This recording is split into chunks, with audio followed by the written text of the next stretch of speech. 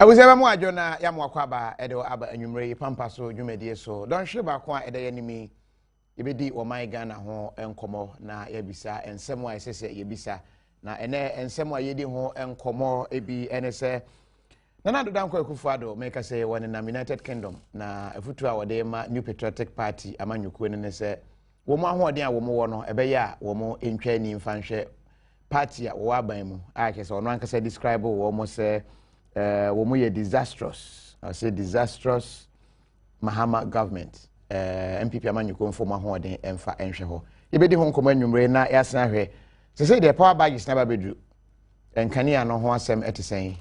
Na entia eba ne se ne ka no. Manya wadwen se ko ba bia ebeba yenso na obia enya ne chefa ewomu. Enwumre yebedi ho enkomo. Medidi Kofi Adoma Mwanwani mi producer ene Welbeck Kofi Ampadu. Abadwafo agye gwadada meda wo madi akyerɛ na ansana no mekɔ akɔpɛ mi super tea anom me number meda wo madi akyerɛ na afi ya hye nkomo na ase yɛmɔ kwaba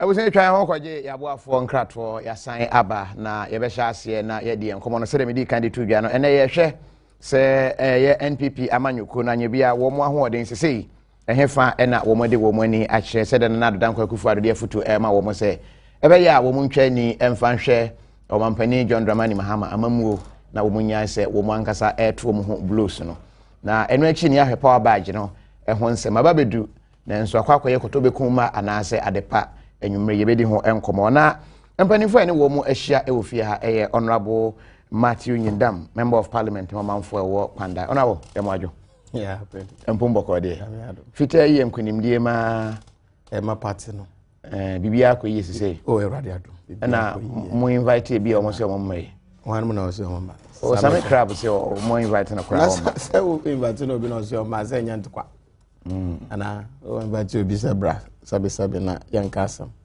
no se memma say we problem bia ni ho na e be say ade na wo ma na e bia no so nchirichimu ha wo no so di aba ye be shede di ho enkomo sanso na honorable Isaac Ejemensa eye NDC member of parliament Wasa East ono anso san ye osofa be di ache ya kwan nyina e hye nsa honorable enwajo empombo ko de ise obi ase na kwan ase yo na am say ye kakrakra musa kwa mtu nye ni hina ni mse mtu aba kwan yim nti kakra ye bo adwin sepo ma no ye ni kakra nti bi anya nhya hom be yi so elections ye be de ne mo be tieguma ye bibiri wala bin say juma no de ye ne kwaso na kwaso anya election time de se by elections here e ba wo anya election puni be ko form sa time na gigigi kura sa kwan ye mi na sam kra wo hunye mekoso to hunye mekoso on kroma ba bi asfalt na be bia ze mi nyo ba ti kroma kra di be ko fa ni fi be bia bi wo the more young cry akwan nyina would have been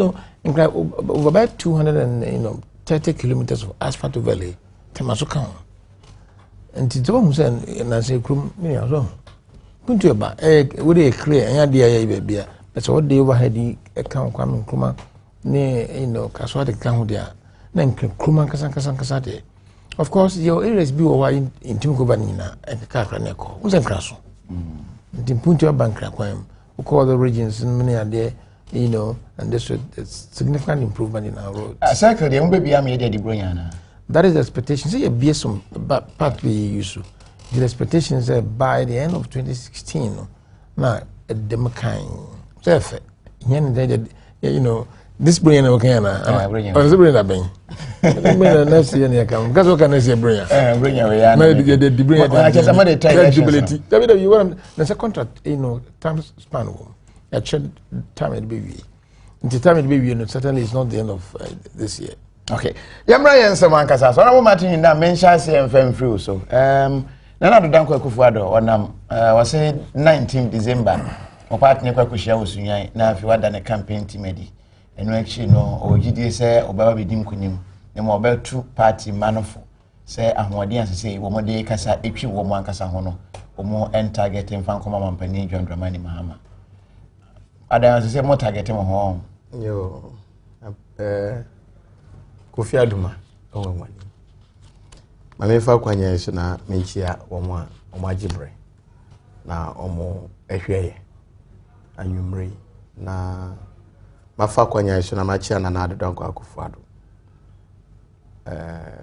na masre rade sana divine selection na oye 2016 ebi beka no na waba be di oman anim na disu adi hunu a owo Ghana fo embanya mu chefa na Ghana atini atumpon maka enu awie no na achia mempeso asefo bandai omo say dia owo na eja man for you enya isa bende but say I say nso tobre no eko kuayo na aba form kakra nti the rate at which owo akeka no so obviously and so aba form okay banda for to me na sabe meditate ha na masre almost say come 2016 ne mo ya ama 2012 no omo be say aye ama me 2016 na fe ya basam na wodi tu dwa no Kofi sabe MPP amanyokwa eso is the Portugal the largest opposition party for now in this country.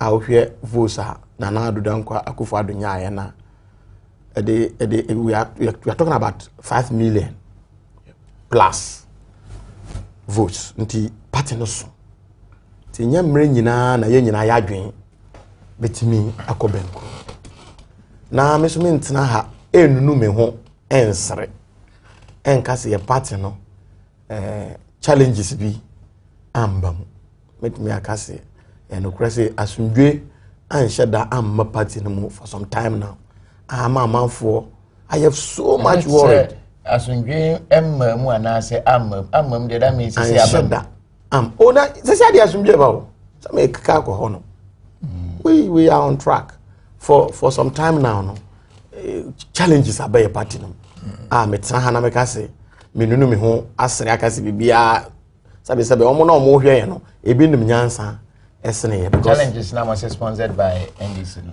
Kofi medru hono sabe amanfo bebre omo ti ho na omo ti say nema say ko so party no mu a enye omo de wotie sabe your opponents omo ye NDC nyame ya adoma by close of 2015 ye be call November 7th year omo be hand over na it just say problems na wo MPP mo no it has become their everyday song omo to metimi akase o Ghana for kra ge opposition kra mo kase mo be ya aban ama omo kra nye ready so omo oje omo kra ntimi nsiesie omo fie and it become a serious concern to almost everybody in this country because amanfo bebre hu say sabe nema nkoyi ye ne Ghana for last hope to say ti hona say sa nema we call your party no mu a ha ye nyina nti wo hwe ne na Addo Akuffo Addo kan ya na sabe menua sa wo se wo aben na ho oden a se nya wo yere na wo de bo no ana meboa o pia bonten ebi bo mo yere no na se wo nya den omo nya freedom wa adwuma wo jade chese wo nya den chese wo nya den nti sa wo betina MPP party mu na wo ya party neba na wo do party na wo fu se nkunumdie ya pese ye di nkunum na ye de boa Ghana fo nyina na sabe wo se wo oden wanu wo ya obetumi aka nsam obetumi aka ne enya sabe at least fa kwa bonten fa wa honde ni nyina awo no attack the presidency attack the government make us attack mo no na nche sabe omo nya hwia na wo attack omo anyhow. I'm talking about constructive criticism. Just say amembo na ye timu no se sia ya ka productivity. How is the government of the day doing? You buy electricity. How is the government of the day doing? Your co-education. How is the government of the day doing? Just a sectors of the economy no. Na ya fa ho nsam na ya magana fo ati asese enema na ekoyie ana enema no enkoyie. Ba se wo ya party ni na se wo baba benya akwanya te se bi amanya yi. Na se wo betena radio so na MPP na wo be so pa no. Wo betena radio so na Addo na wo be so pa no. obet na radio so na sabi we pola foku e na obe so pano obet na radio so na kwam na Japan na obe so pano obet na radio so na chese party penyufo na oba be di o matem a sabi yo na do catch you say fa wa honden ene wonyansa ene saa nimdie na awo no go and talk to the NDC go and deal with them. I think it is a call, but the adjective, a nice call. Adjective disastrous. Yes Nana do say it is a disastrous government. It is a fact. NDC and Kasakura omujitum say they carried leadership now provide. It is masa upama yenkum ni enwe say ye ba be kadum say yes for almost 4-5 years now. Among for Numagu bebre people today cannot make ends meet. Industries omunyina ahon the other form. Generators are running in this country almost every blessed day.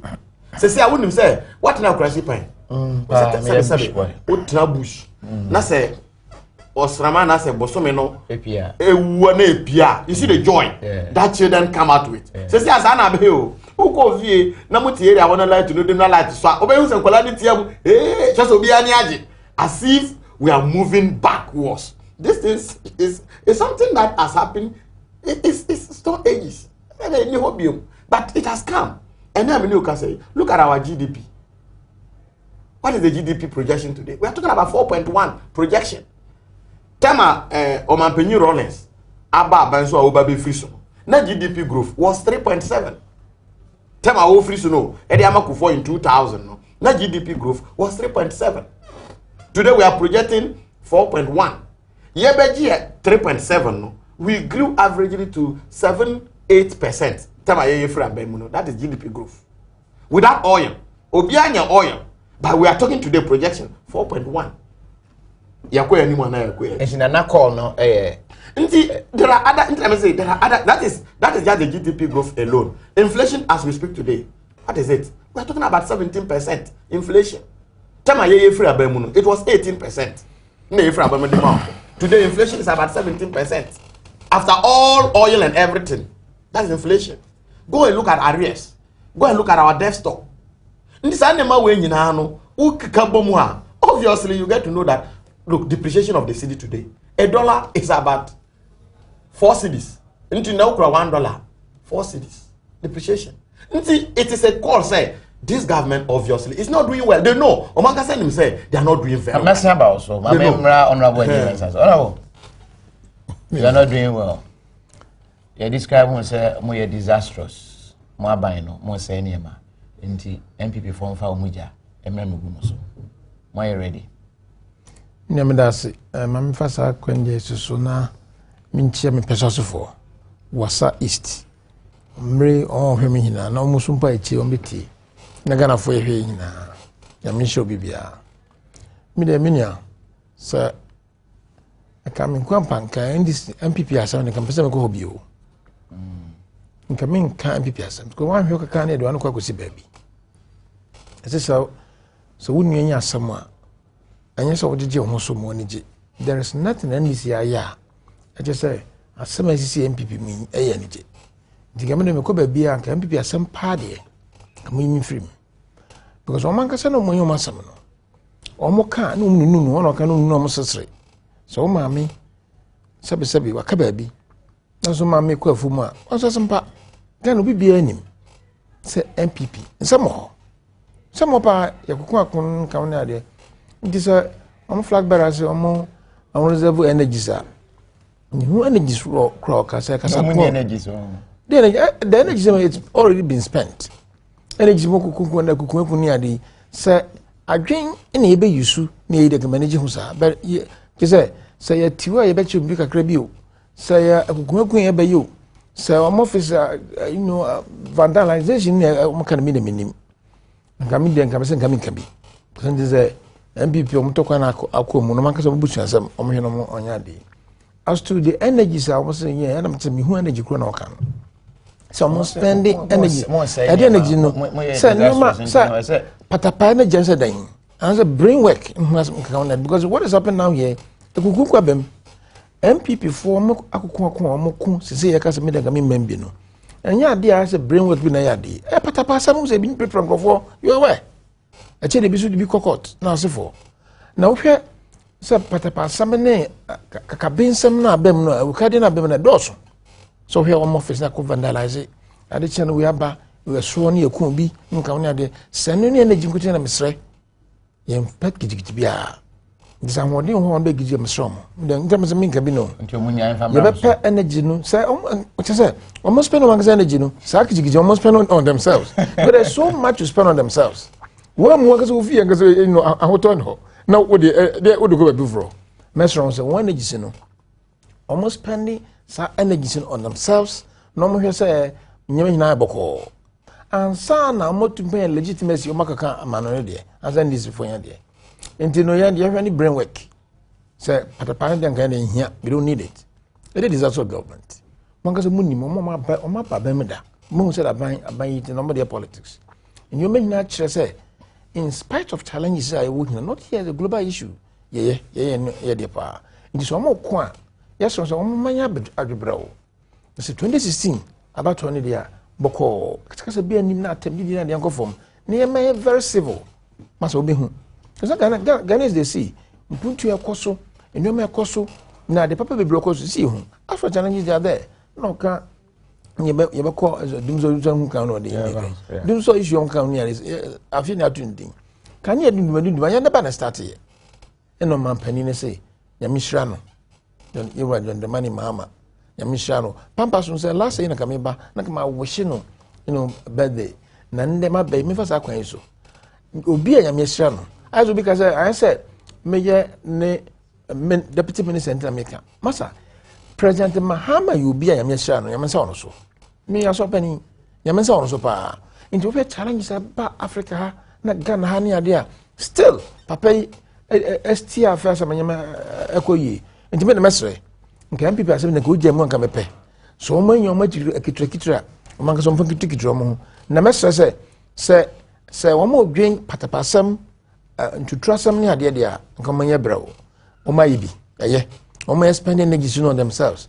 mo energy so that they already spent we need a brain work say brain work no mo de ba dia mfambra 2016 say issues are issues argument na atemde di bia nim very civil now we say attitude be that say me mpese me no o mo chechirem energy no mo say o mo spend the energy no mentiasi o energy say debate o mo ho say any energy energy say brain work kasa on energy o kan wanse mebe because as for kasa dia munye kiki bia po brain kakra bia energy wo ahoden na energy mo nkokra sem bia nim say youthful ai wo mu dia you don't need to even eat so much even to get a nice energy drinks that be na sas energy no come here so say different thing else na end is for the best from but na ha office patapa energy on na some doesn't come spend nti me say MPP can for member mu because MPP are some of the member mu I no be a chewa no me say energy na say spend energies on NDC no the disaster then na energy no spending say patapa some they have already expended that energy what I expect say na me tell say there we need a brain work at play.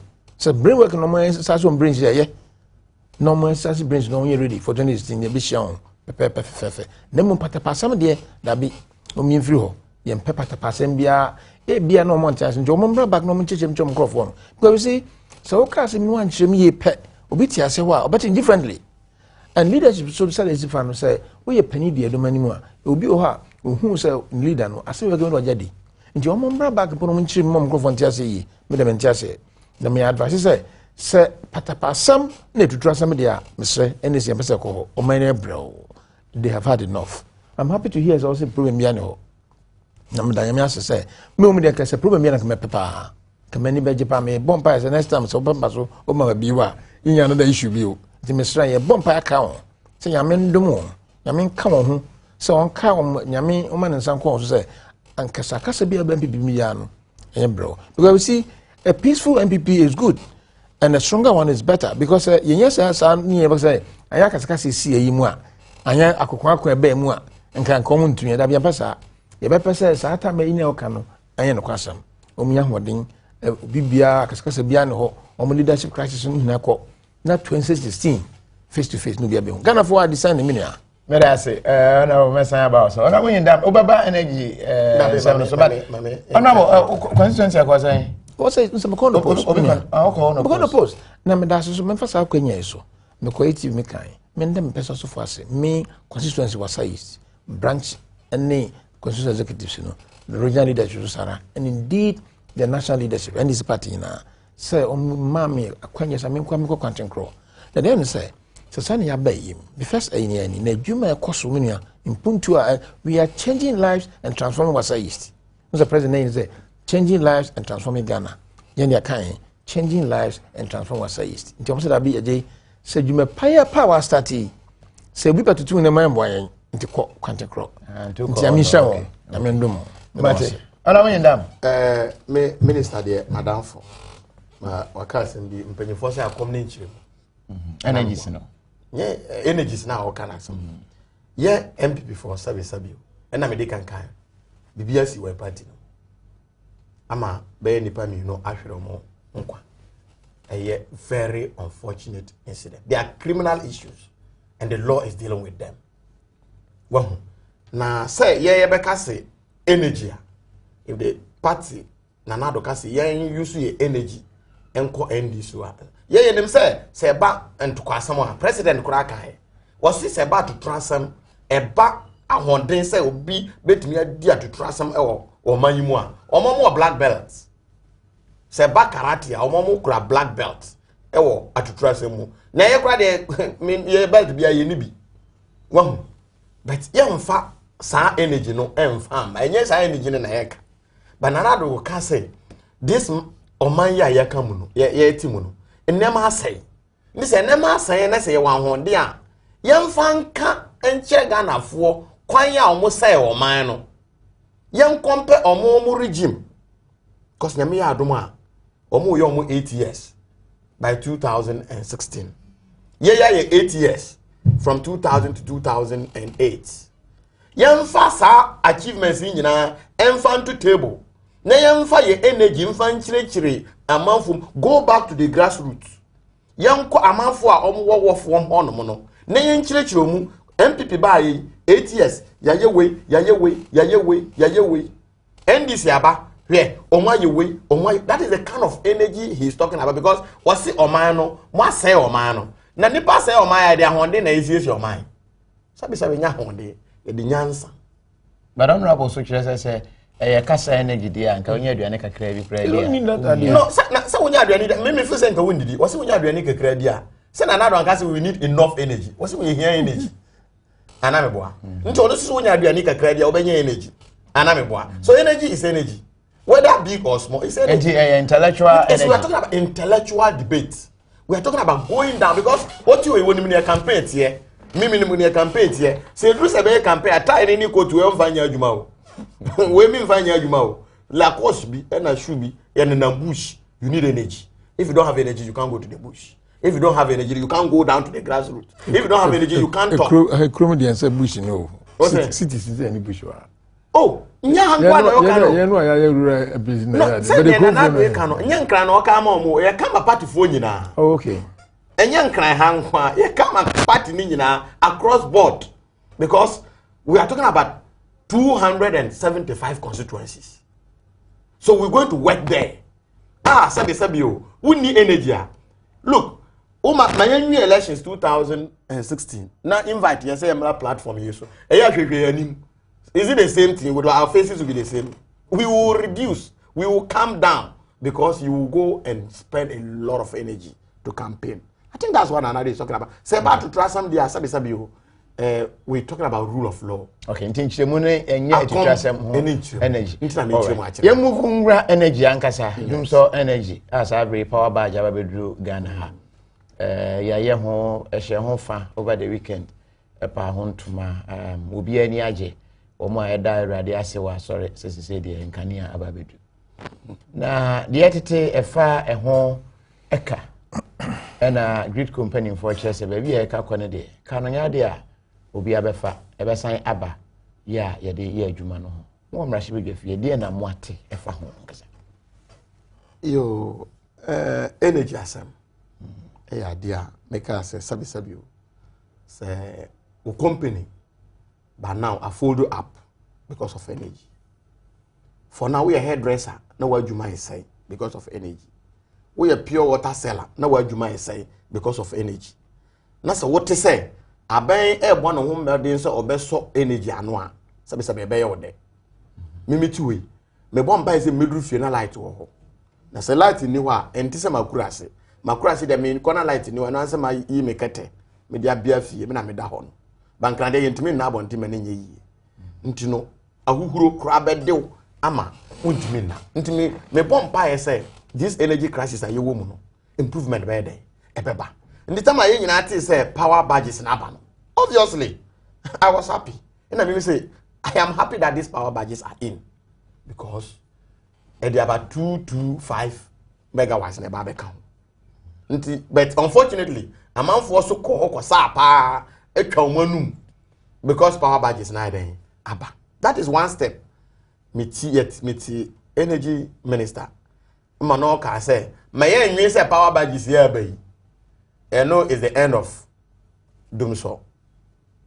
Meti the deputy minister for energy mo no so can say it comes with a cost na che say be den ye betria but one more na me some of us think that we have a problem in this country because amanfo be already how to make ends meet is a problem. When you say last year utility PURC almost about 80% of utility increment nearby. This particular year they are pushing for almost 100% increment of utilities. Sabi over ketua worker salary went up by 10%. So how do we justify this? And I would see omo expert na me tie minister no na me initial program ya so o ka kire me say sa fuel na sabi omo de ba be power sa badges you know it is less expensive as compared to light crude oil and gas. Sana me tie yo is omo no compare to this gas and then light crude oil. Ni omo de ba be power sa badges we no less expensive. Now say less expensive already this country nothing is working. People economically have come down. Just one day say ba money for your pocket. Ya one day nyina ba form. Na say mu say kukuru sa bedin we e sa bebe to ordinary Ghanaian ho a. Honestly, ebema ya sitina mu ayedin. It look, you betimi aka. For instance, maka chesuru say ye to aba ma aban. Ya buta e nyina ya to aban ma aban ne say. Aban ma ne say. Sabi obre ene ohia a ewo so no nke be den ebeba form. That is all about ruling. You vote such that at the end of the day the burden, the load, the poverty level in this country will come down. But say the other way round. Yeah, go say the ordinary man no cannot bear. For instance, say mo say yentua sa utility this power budget sika abaya. Eventually it go back to the final consumer. Man say me ye tomatoes. Na say power no me tua dodo a. Say tomatoes na meya no. Say na ye 1 cedi say be 1 cedi 50 pesos. Nti wo na wo ba kokoto tomatoes no. Sa aka no nyina be ye den e be ba wo so. So eventually no mesra be say omu say the target group is not those people they are talking about the middle class, but it's the ordinary man because everybody will pass on. Government will pass it on ediama industries no must pass it on ediama the lower person. Nti at the end of the day no the man on the ground there obi a me ne yesu say obre no he is going to bear the cost because me producer I will factor the cost into the production and I will sell it to the final consumer. Nti na benu hwe ni ye and we thank God that omo no kra no omo say omo ye social democrats. Ka social democrats there sabi o kombe hu ahia fo omobo na nka sa nema we no they should not push too much say ombema sa cost will go back to we the consumer because already power yi ya tua ho kan nyina ya nyankane a da bia obetua ka nso obekwa koda sumu da bia obetua ka obekwa koda sumu. So they should look at it, but now by and large no sabi o mo na tumi no e hye omo nsa but nti omo hwe na omo nwen say the economy of this country cannot support that kind of increments na or more de bano. Okay. Na mesre kakra dia kan say you know that the Abai is indebted to VRA. They are indebted to ECG. Na se sabi o sa aka na omo de no. Omo yiro omo anso ombetua. Ebi omo tua ma VRA ni ECG a. Ebe mo adwuma no so ayeden aye wano ama we no omo mfa emre ordinary consumer bio nyasa dia ebeden honorable nchemu be na mwanya briefing be na mwanya power no net cost no ebepia ede ma consumer na sese kra no utie calculations e ba na kese be di e be na ohwe ansa na abeka national grid no connections ahodo ese wo mo yewie ho asem te sen de misha minya menya djuma wo sa power ministry ho mi ro sam yenwa djuma me be se sans ma be simplify no obi antase e ma yen huhuhu ma se ti krom ha na power air challenge tapa kwa me nkruma omode akoso bo de brain tata ni publicity say sisi unso man no e grow na development e ba no na nkrofo so hia power, and as a government you must give power to the people and make another power. I'm talking about power energy plan. Now the issue is that you name the power anyhow nobody soon na power as which one do you like, and leadership must make a decision. Obi bia ni wa oba transact say medesum min ko bisa bosia enko boji the so make a cry by say countries are power omutua ne bo ewo na Ghana e ka ho bio. And if say you saying tua higher BM, is it to say inefficiencies no na year pass because utietie mu a you saying kan ya na bi mu wie bi omo ECG for chair the agreed ko for the ama wo money ade no ebe wie no dodo a say wo mo de kwa abonten so munya ho sika na ebe wie na sika ba no sa enam say bi mu awia na ebusa aka no e de agu yen so is it say obi inefficiencies e be pia de agu ordinary person so ama ye na e be pia so obi bia ne wo be pese inefficiency say adwuma say your PURC omo no be regulate sa pricing na phone company ade na Greco VRE, there are people there, there are officers there, there are directors there, there are managers there, there are Ghanaians. And of course, there are policies and insurance and you may so be here, you don't just live there and go and blame a minister or TV, but of course, my leadership. But the message is, we simplify no man. What can we say? Yes, a Ghana for a car or Maya or more power and boarding the first neighbor and come home. This is about the count. And he actually say, so we have hydro a year. It's the cheapest in the world. Cheapest, Akuffo. Now, insuring talk, can we sit down and just rely on nature? No. Insuring and talk. So insure and talk so the answer insure freeze rowing bar. And then as well, and that means that hydro no are affected. See, Akuffo is gradually becoming a challenge. Until and some intend them reform. And there are other alternatives also power. Akuffo,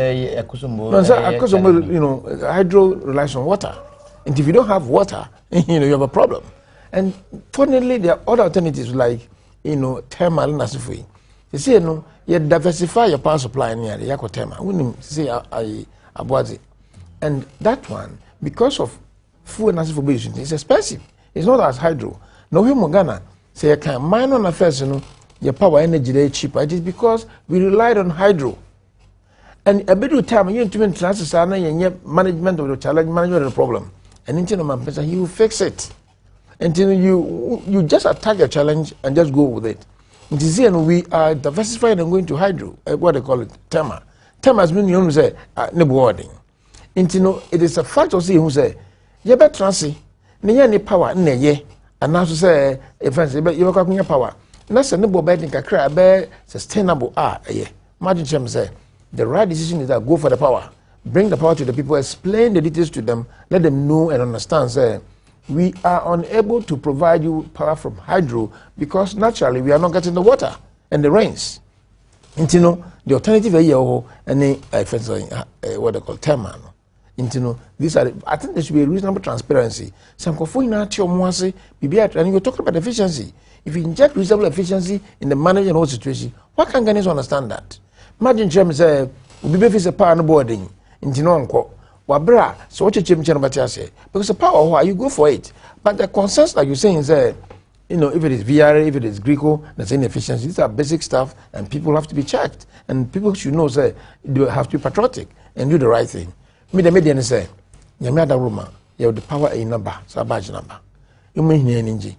na so obi eka bibi etia aba ha dwese din say obi bia na ninje say side yaba edba ade 25 ade aba come ba ene de utie so far obi a enhye dan kasentia the only challenge aba e commissioning ene ehon program a when your commission you're welcome your man akwaba no say thank you yes I GTV airtime nyina the show ni nyina live ni nyina cost GTV and I'm say yeah sika na dey run space na yes no those were the trending questions and Ghana communication menu etikrum hai since kwame colonial times some information service near the communication a dream mirror assassin information service those are too much it is it's hard the banner say communication near the buy the money and there's a cost in cost and doing so baby a cost count kwacha dey for this kind of deal mama ya mind to two in gunko ni says how many abeya your barriers of power problems mama ya in fact cost win na nya wonran mumia simplify issue no Ghana power air challenge you fix power no one of the means you go so you fix and say the badge meba the badge na ba mumia njai say yintumi ni boy din kan na dey let's fix it now we are not going to stop it you make sure say you resolve power problem and just be transparent to the people. Well, the badge solve our problem because yate say energy minister say may ni enyi bebre fifi kwete so aka say power badge no will not solve dum so no power minister ankasa but we betumi ama bibia there are a lot of programs Asogli coming on board a lot of power projects on board but this badge ebema alleviate the challenge but what I'm saying is and what I think that should be clear to people say seka dum so a mini ahina nje huntum say week here be na ma dey improve at abem and let's be honest with ourselves so we had several months back now we had a power challenge now one this time is reasonably better and so week here we've been assured to say in October gas here to be better we've seen say there has been significant improvement meaning the end say even when power is available there might be challenges there could be some challenges. For instance, transformers could blow into be war at Chimot area, then transform a blower. Quickly it has to be resolved and quickly has to be sorted out. But who expresses say, it does not mean because that's my understanding of the statement. Say Ghanaians should not think say the power badge then do so and say yemba. It's possible it can come somewhere because there could be transmission challenges. But it is important people say we have enough power bank cannot supply Adom. That is what this government is doing to fix it. And in Madam say, such statement, she not true that another main home bank reform. Ubi bien say the 225 idea be kanwa. A ben has your power idea. It assures people, Mama ya massa cost and the bien say one. Tell money you cheaper. See anyhow. Hydro is cheaper. Hydro is cheaper. See anyhow. Now, thermal, we've gone to thermal. Certainly, there will be some cost. It is very reason in basic business terms, you will see that. Now, when you tell me that if the cost is unbearable, no, to me justifies cost, and that is the issue. Okay. But certainly, thermal is expensive than hydro, and it is good that we get to fix it, my brother. Super tea na yenom bomwade ya na pebi nenom na ebeboa uye pa amwenyi ache na wenya ahoade ono abonye ndam quick one under 1 minute na me commercial break. Well ne minister kan na me rati kakra ba ne me pese ye nyina hu ne se eye inefficiency na ma ya beduru ba bia ya duru utie even before omo ba power na ministers bebre in opposition, even including the president. Why we don't even have to be in darkness in the first place. And I know crisis say afena you thermal plants to generate power in this country. No. Although it is true, say your friend saying hydro is the cheapest. And we can talk about Akuffo, we can talk about Bui, but this is not the first time. Even when crude oil and Akuffo was at the highest, we were still buying crude oil to power our generators. But today, and then your oil, it's a problem there. It's inefficiency, and because we don't have money, that be a can't. No, my can't. Look, gas is cheap. Omo nyina say gas is cheap. But today, why are we not getting gas? We are not getting gas because we cannot afford. Nani ya insurance yes. West Africa, oh, Nigeria for you try this more some few days. Say no crack that we intimi try. And I mean it's a euro fee. I mean try me home rasi sia. Sabre, mesen aba. Ye try ho na sabre ye kon kwaje. Ya bo afo enka. Ye kwa minister so dey madam fo. Ye try ho ye bese aba sia.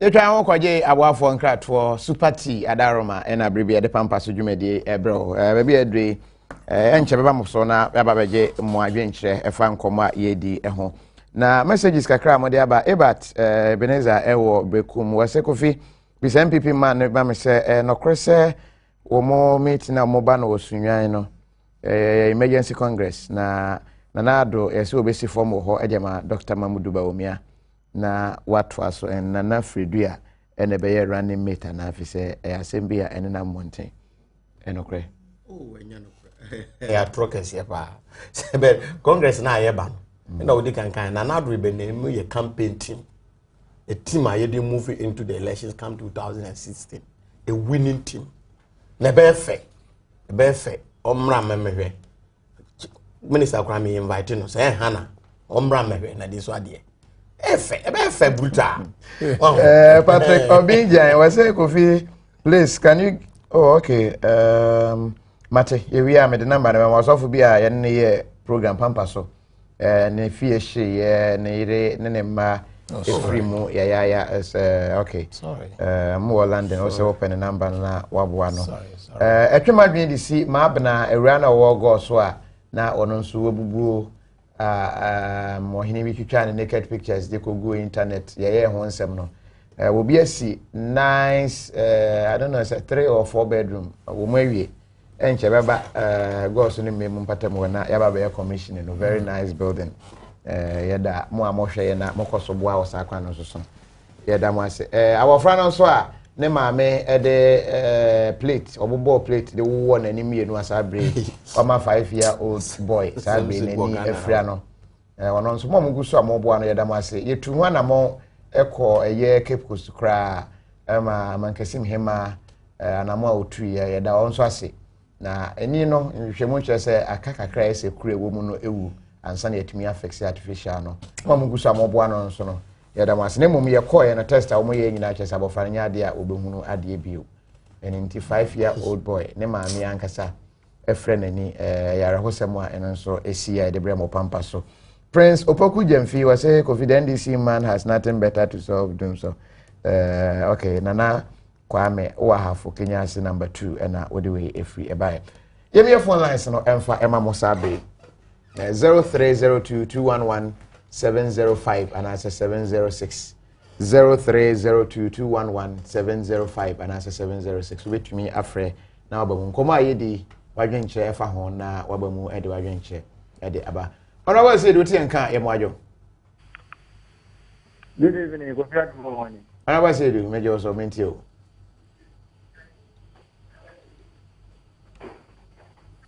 hey ona bo say do as onye ready papa mefa me next call. Nemo mema abusuafo ai wo brekum nyina kwa me mfum brekum NPP youth organizer na no ya over the weekend ya na ofiri mu ya me kai afi pepepe mfiem yinu pepepe ni na me kai say yesi wa manafo ofa to inka betwen ye kwa me was a brother enti ni wo ne de ha obi a emabusua no ya akọ yen try yen next call and say but Ashaven what yen kan mwajo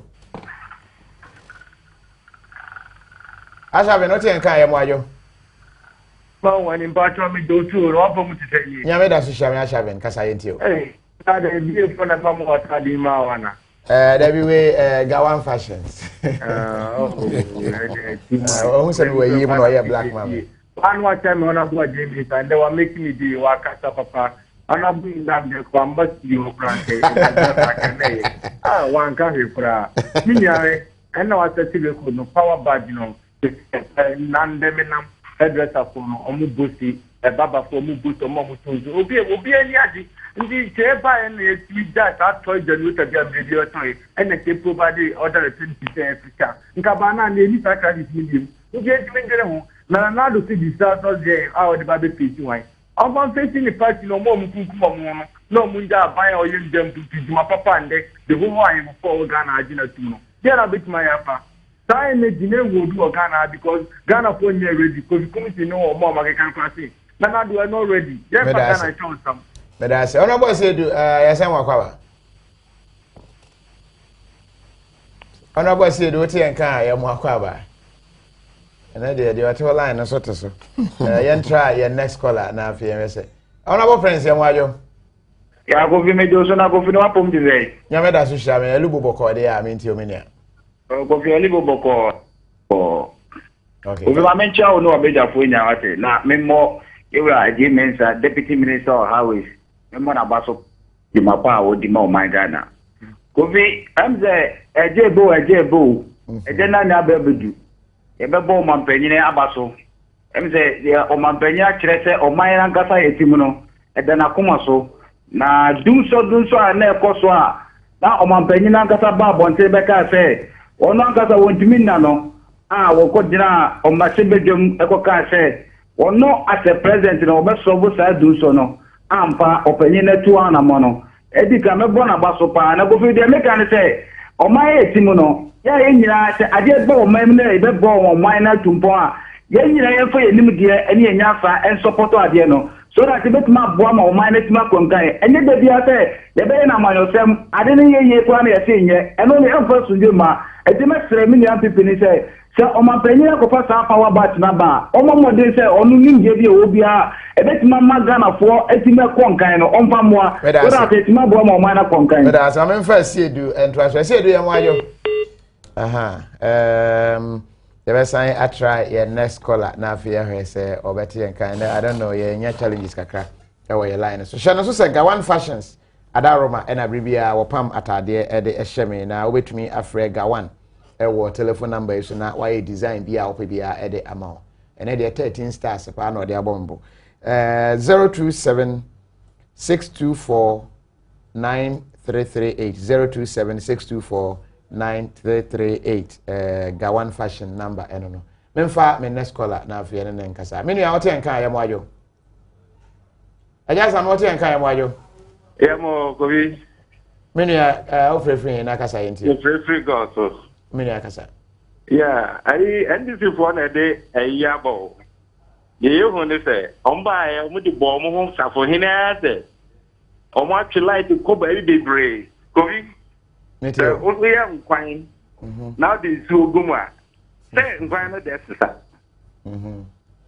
This what was watching and quine I had need an answer. And who's then I'm not doing so yaba.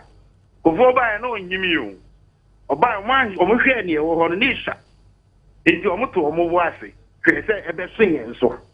But already buy and on the boss for him no more chico. Okay, but as I'm in fact Kennedy try to fetch me semi trial so me brand net ya me Kennedy me fa hotel we try to.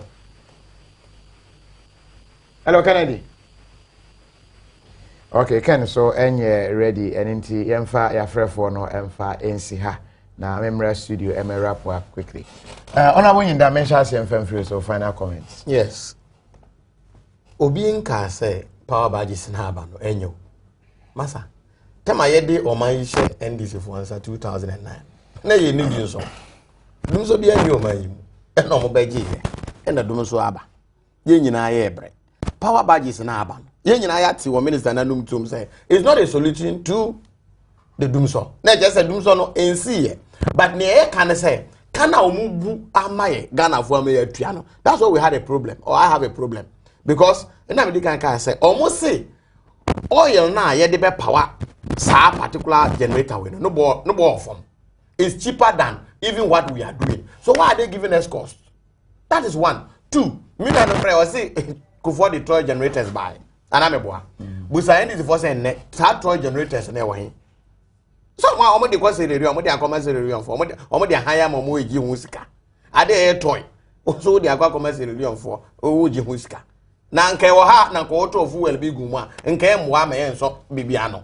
nti no obi nka se sabi o power badges no enye eye ye nyina ihe ya do man no but sabi nema nko yi a ese mo mu hye medasi pi onabo me yakasa kakra me kaka mo se Ghana fo hina nya rehim say because power challenges e ho no a o man penka say on manage no be fiction no ye hina nya gidi wo no he is fixing it and coming with this badge is the step forward to resolving it ye hina nim say na say wiki na gas ye internet challenges aba na dunso no tumza improvement abemu a ekofom nti badge we abey e ma rehim nkam na de nti no mama yemfa it is expensive it is a cost whatever problem here solve so what is the problem okay nti me stress Ghana fo hinanya eni ndo so me de maniaje se badge aba de babua ma de puntu aba ye power supply mu Medasi pi Honorable Martin Yindam and Honorable Isaac AJ Mensa Sembeka ho ene Pampaso but menye quick way multimedia ya hwe de baako no wo multimedia ne na Adom ye fritema ne baha na anu ya na okọ EIB kwa kan EIB group ho ne din ene eye Kwesi Hazel dodo na senior presenter na ye de efre no me hwe se camera betumi afa ne mfoni kakra ene ya rehosem a yensa aka ehye se Kwesi eda ya wansori oyobi ana oye jese nipa wo mo ehwe eba multimedia ha de wo ba ha 3 seconds kra no a ono betwa picture no ye so full of life a chese nani egine ho yi pa obi ani gine ho sadly wagya ye ho eko emabusua no yakọ ya rehosem ya hye ho din mu ana ye de abehwehwe ase Midini Kofi Adoma when ni producer and a Welbeck Kofi Ampadu. And Gina team ni nyina na mu eda mu nyina asema mu nyina mu enitie enehwe.